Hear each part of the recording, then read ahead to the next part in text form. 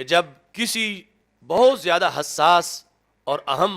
مقام کو کسی نے ٹارگٹ کرنا ہو اور اس کے دروازے پر بڑے پہرے دار کھڑے ہوں تو دو کام پہلے کیے جاتے ہیں کہ یا تو ان پہرے داروں کو خریدا جائے اور اگر وہ نہ بکیں تو پھر پہلے انہیں ٹارگٹ کیا جائے، اور جب وہ گیٹ پہ کھڑے ہوئے تہتیگ ہو جائیں تو پھر آگے اصل جگہ پہ حملہ کیا جائے۔ مجدد دین و ملت امام علیہ سنت اعلی حضرت امام احمد رضا خان فاضل بریلوی قدس سر العزیز،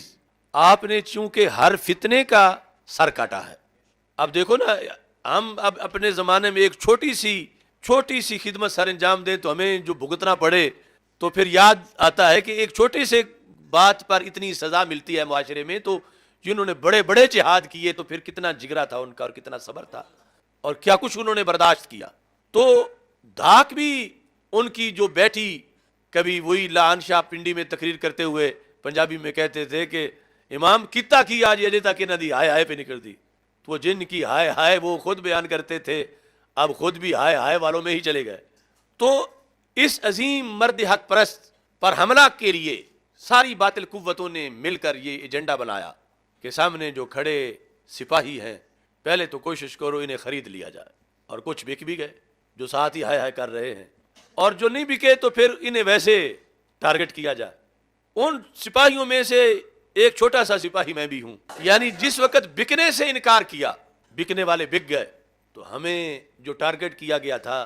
اصل نشانہ ہم نہیں تھے، اصل نشانہ وہ ہستیاں تھیں یا وہ مسلک تھا جنہیں آج یہ ترجمے کی بنیاد پہ تانے دے رہے ہیں، اور انہیں یہ تھا کہ اگر یہ ٹارگٹ نہیں کریں گے تو یہ تو فوراً ہماری بولتی بند کریں گے۔ بلا وجہ توہین کے الزام لگائے گئے، اور پیچھے یہ وجہ تھی کہ بکنے والے بکے، یہ جو نہیں بکے اس طرح کے ان کو پھر ویسے ہی ڈیمیج کر دیا جائے کہ یہ بولنے کے اہل ہی نہ رہیں۔ یہ تو اللہ کا فضل ہے کہ آج جب یہ ڈاکو حملہ آور ہوئے اس صدر مقام پر تو ہم پھر بھی زندہ ہی تھے اور پھر بھی بول رہے ہیں۔ اور لیکن یہ سمجھنی چاہیے معاشرے کو سازش کہ فتنے کتنے پہلے کام شروع کرتے ہیں اور کہاں کہاں دیکھ کے حملہ کرتے ہیں کہ کل اس حملے کے جواب میں کون اٹھے گا اور کون کتنی تیزی سے آگے ہم پہ حملہ کرے گا، لہذا پہلے ہی انہیں کو پیچھے ہٹا دو تاکہ ہم من مانیاں کر سکیں۔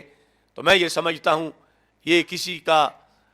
خواب خیال ہے کہ وہ اعلی حضرت کے سپاہیوں کو ختم کر دے۔ ہر مدرسہ میں اعلی حضرت کی فوج تیار ہو رہی ہے، ہر مرکز میں اعلی حضرت کی فوج تیار ہو رہی ہے، ہر سنی تنظیم میں اعلی حضرت کی فوج تیار ہو رہی ہے، اور یہ جتنے باغی ہیں